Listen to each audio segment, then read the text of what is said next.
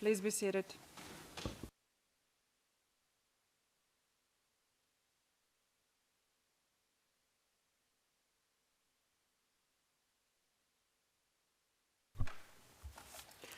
Good afternoon and welcome everyone in and outside the courtroom. Madam Court Officer, can you please call the case?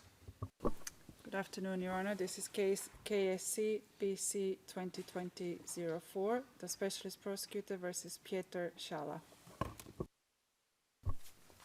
Thank you, Madam Court Officer. Before asking those present in the courtroom to introduce themselves, I would like to remind everyone of a few rules that must be observed at all times in order to make courtroom proceedings smooth.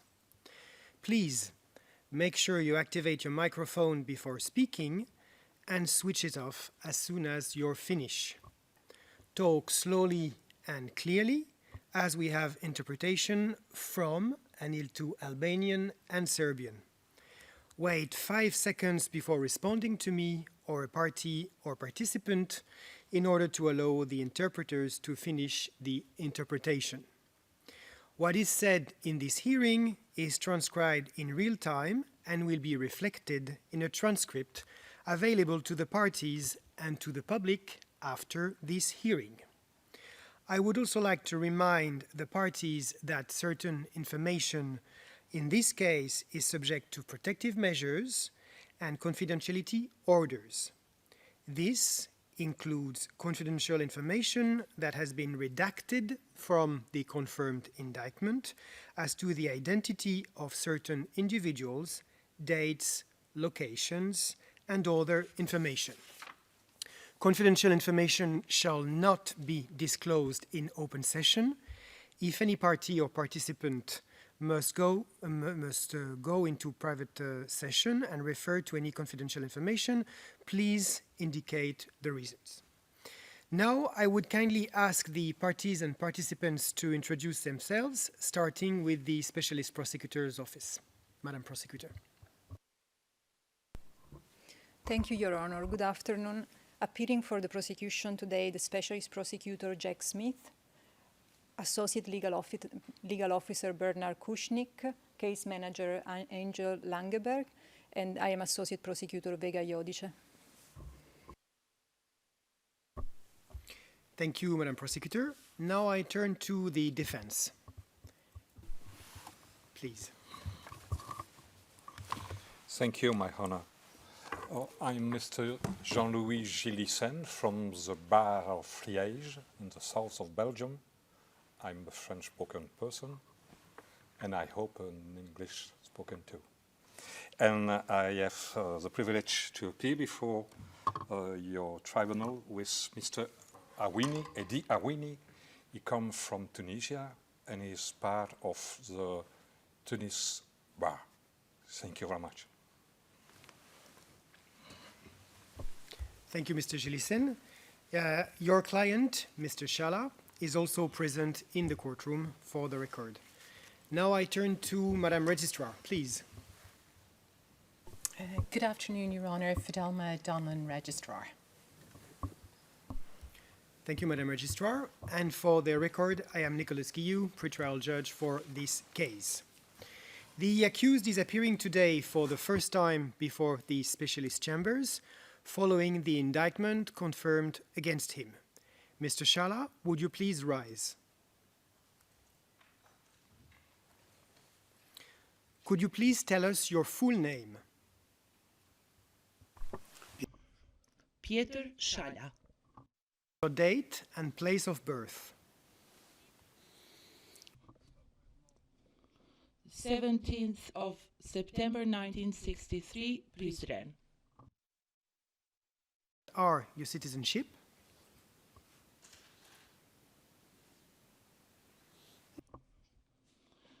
I'm citizen of Belgium.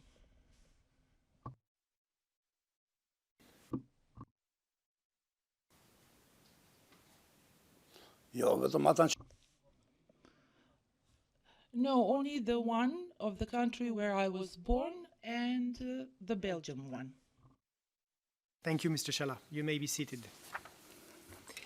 Let me now move to the procedural history of the case.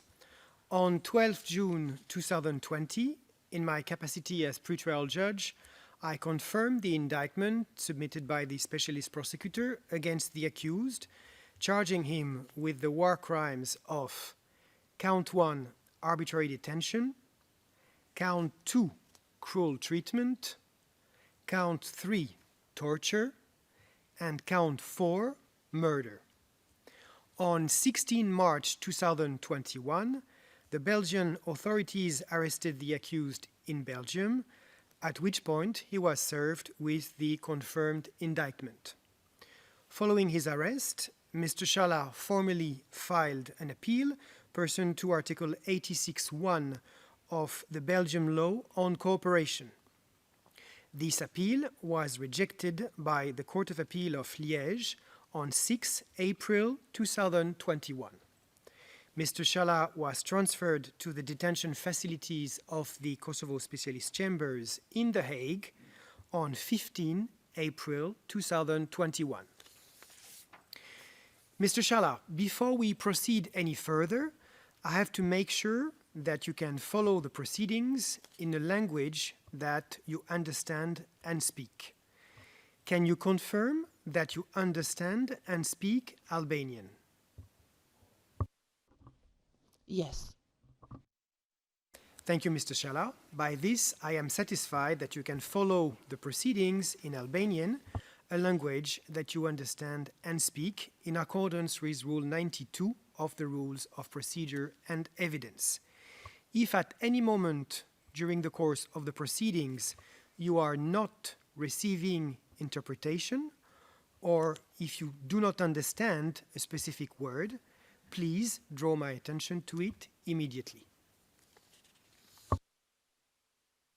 Okay, you from there. Thank you, Your Honor. Mr. Shala.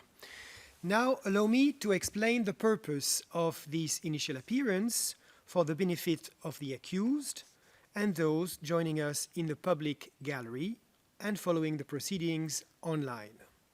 Today's hearing is not a trial. No evidence will be presented or debated, and the guilt or innocence of the accused will not be discussed or decided. The purpose of this initial appearance is regulated by Article 39 of the law and Rule 92 of the rules. According to these provisions, as pretrial judge, I shall have the charges in the confirmed indictment read to the accused in a language he understands and speaks, confirm that the accused understands the indictment, satisfy myself that the rights of the accused, in particular his right to counsel, are respected, inform the accused that within 30 days of today's hearing, he will be called upon to admit guilt or plead not guilty on each charge set out in the indictment. If the accused wishes to do so, he may also immediately admit guilt or plead not guilty. And finally, I shall set all the dates as appropriate in performing my functions as pretrial judge. I expect the parties to adhere to these matters, which I will address in turn. Should either party wish to discuss any other matter not expressly foreseen in the context of the initial appearance, they are invited to do so in writing by making a filing before me. First, may I ask you, Mr. Shala, to confirm that you have received the confirmed indictment in the language that you understand and speak? Yes. Thank you, Mr. Shala. I will now ask Madam Court Officer to read out the charges in the confirmed indictment as foreseen in Article 39 and Rule 92. Madam Court Officer, you have the floor. Thank you, Your Honor. In the confirmed indictment, the specialist prosecutor charges Mr. Pjetër Shala with Count 1, the war crime of arbitrary detention under Article 14(1)(c) of the law, committed in a former metal works factory located in Kukës, Albania, between approximately 17 May 1999 and 5 June 1999. Count 2. The war crime of cruel treatment under Article 14(1)(ci) of the law, committed in a former metal works factory located in Kukës, Albania, between approximately 17 May 1999 and 5 June 1999. Count 3. The war crime of torture under Article 14(1)(ci) of the law, committed in a former metal works factory located in Kukës, Albania, between approximately 17 May 1999 and 5 June 1999.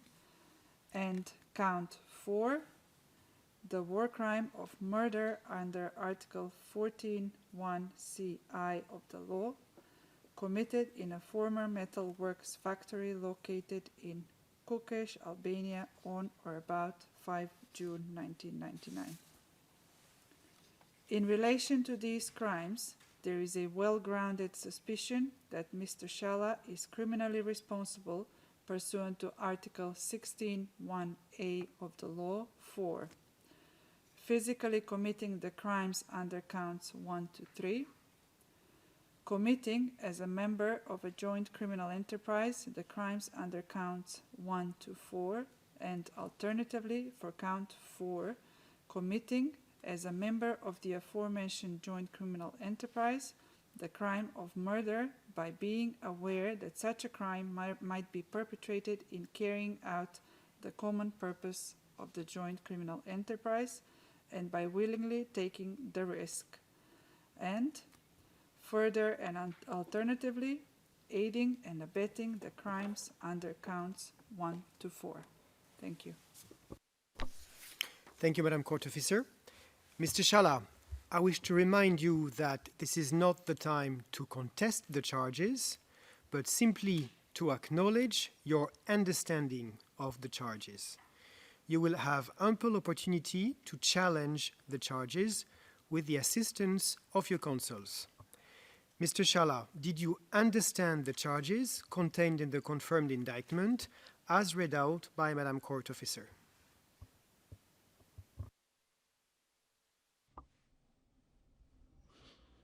Yes, Your Honor, I did understand them, but they seem ridiculous to me.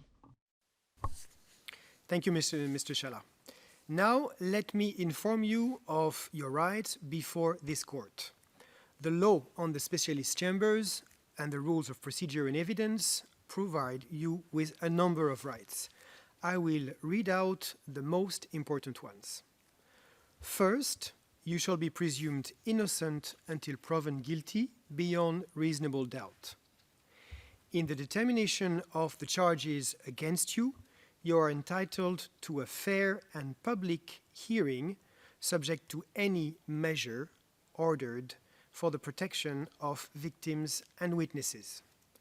You have the right to be informed promptly and in detail in a language which you understand of the nature and cause of the charges against you. You have the right to have adequate time and facilities for the preparation of your defense and to communicate with the counsel of your own choosing. You have the right to be tried within a reasonable time. You have the right to be tried in your presence and to defend yourself through your counsel. You have the right to have counsel assigned to you and without payment if you do not have sufficient means to pay for it. You have the right to examine or have examined the witnesses against you and to obtain the attendance and examination of witnesses on your behalf. You have the right to have the free assistance of an interpreter if you cannot understand or speak the language used in the court. You have the right not to be compelled to testify against yourself or to admit guilt. You have the right to remain silent, and no adverse inference shall be drawn from your silence. You have the right to make unsworn statements relevant to the case, and you may appear as a witness under oath. You have the right to lodge preliminary motions to challenge the jurisdiction of the specialist chambers, to allege defects in the form of the indictment, and to seek the severance of the indictment. You have the right to receive, within 30 days of today's hearing, the supporting material to the indictment submitted for confirmation. You have the right to receive all statements of witnesses whom the specialist prosecutor intends to call at trial to testify in the language that you understand and speak, namely Albanian. You have the right to receive immediately any information which may reasonably suggest your innocence or mitigate your guilt or affect the credibility or reliability of the specialist prosecutor's evidence as soon as the information is in his custody, control, or actual knowledge. You have the right that all material and relevant evidence or facts in possession of the specialist prosecutor be made available to you before the beginning and during the proceedings. This right is only subject to restrictions which are strictly necessary and when any counterbalancing protections are applied. You have the right not to be detained for an unreasonable period prior to the opening of the case, to request review of decisions on your detention, and to appeal such decisions directly before the Court of Appeal. You have the right to appeal directly before the Court of Appeal a decision on preliminary motions challenging the jurisdiction of the specialist chambers. And you have the right to seek leave to appeal other decisions. Mr. Shala, you heard the most important rights that you enjoy in accordance with the applicable legal framework of the specialist chambers. Do you understand these rights, Mr. Shala? Pointer. Yes, Your Honor, but I have one question. I also appeared in front of the Hague Tribunal 2004, 2005, 2007, and before a ULEX tribunal later than that. There was no need for this type of arrest. A summons would have been enough for me to appear before the court. Thank you. Duly noted. I wish to inform you that according to Article 21(5) of the law, you may not represent yourself because you are currently in detention. Representation by a specialist counsel is therefore mandatory. It is my duty as pretrial judge to ensure that your right to counsel is respected. To this end, I have noted the registrar's filing informing me of the assignment of Mr. Gillissen. I also understand from the registrar's report and from Mr. Gillissen's submissions today that you are represented not only for the purpose of this initial appearance, but for the entire duration of the proceedings in accordance with Section 14 of the Directive on Counsel. Mr. Gillissen, can you confirm that this is the case and you've been assigned to represent Mr. Shala for the entirety of the proceedings? Yes, Mr. President. Yeah. Thank you, Mr. Gillissen. I am therefore satisfied that the accused is presently represented by counsel. I will now turn to the possibility for the accused to enter a plea, if any, in accordance with Rule 92. Mr. Shala, within 30 days from today, you will be called upon to admit guilt or plead not guilty on each charge in the confirmed indictment.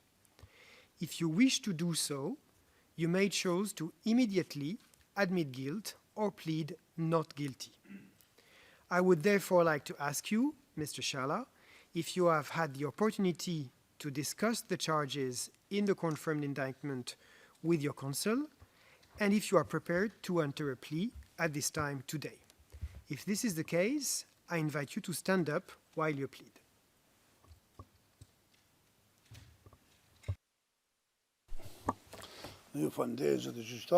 Thank you, Your Honor. I don't feel I have committed any crimes besides defending my fatherland and my people. I plead non guilty completely.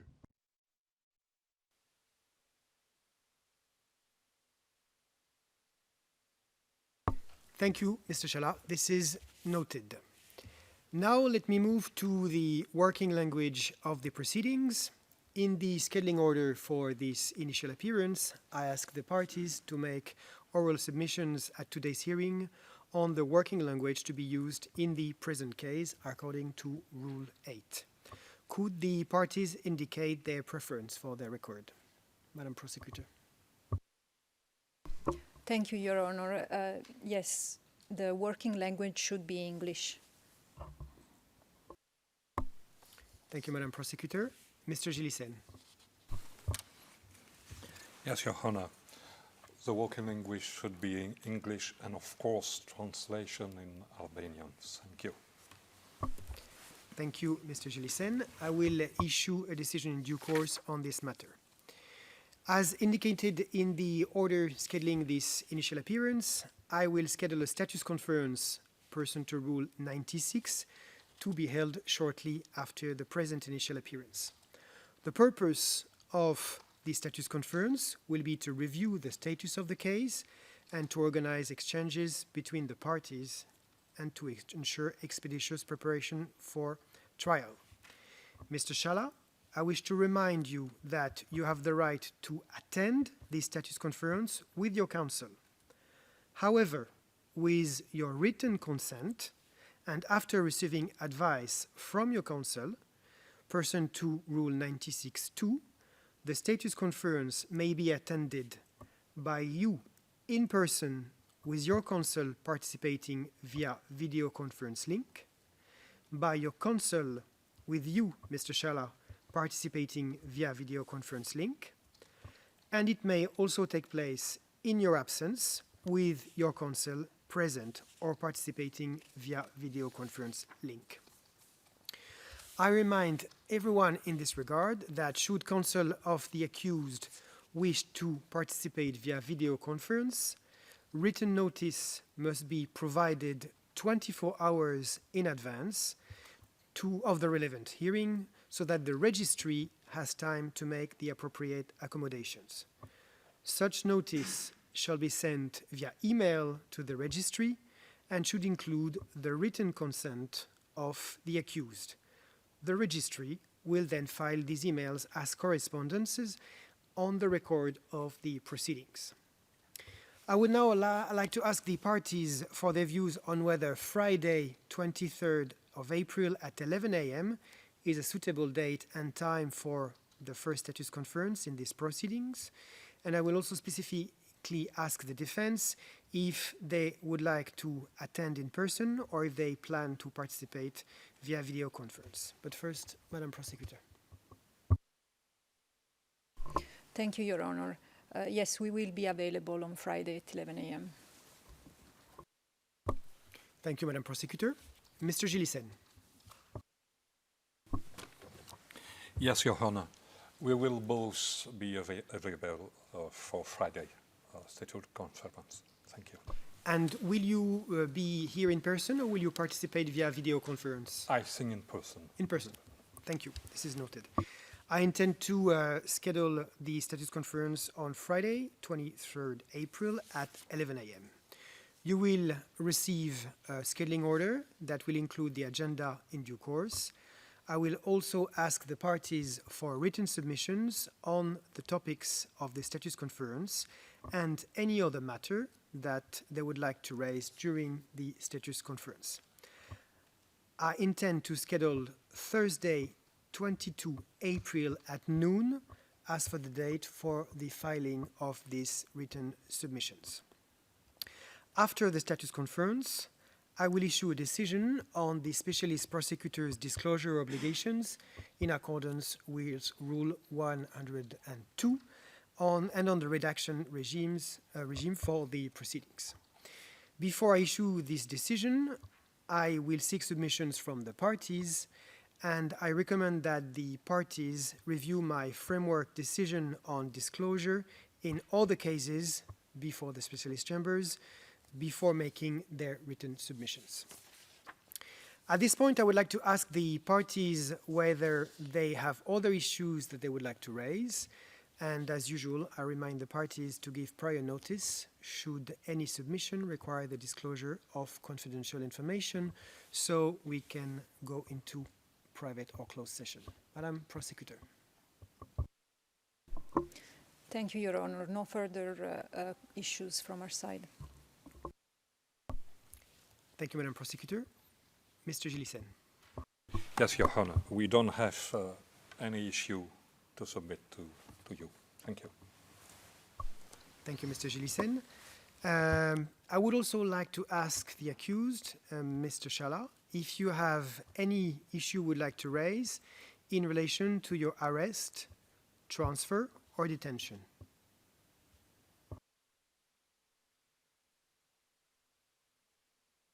You're in the roar. No, Your Honor. Besides what I said earlier, that this seems ridiculous. My counsel will represent me. Thank you. Thank you, Mr. Shala. Before we conclude today's hearing, I would like to issue the following oral order on reclassifications. Considering that regard must be paid to the right of the accused to a public trial, as well as the duty to provide for the protection of victims and witnesses, I hereby order the registry to reclassify F00003, F00005, and F00012 as public, and F00009 as confidential. I further order the SPO to file by 26 April 2021 confidential redacted and/or public redacted versions of the following filings, or to indicate whether they can be reclassified as confidential or public, or whether their current classification must be retained. F00002, including annexes 1 and 3, F00004, including annexes 1 and 3, F00010, including annex 2, F00011, including annexes, F00015, including annexes, and F00016. In addition, I order the registry to file by 26 April 2021 confidential redacted and/or public redacted versions of the following filings, or to indicate whether they can be reclassified as confidential or public, or if their current classification must be retained. F00013, F00014, including annex, F00017, including annex, F00018, including annex, F00019, including annexes, F00021, including annexes, and finally F00022. This concludes my oral order. Finally, I'd like to remind the SPO that they have 2 weeks from this initial appearance to file their first protective measure request.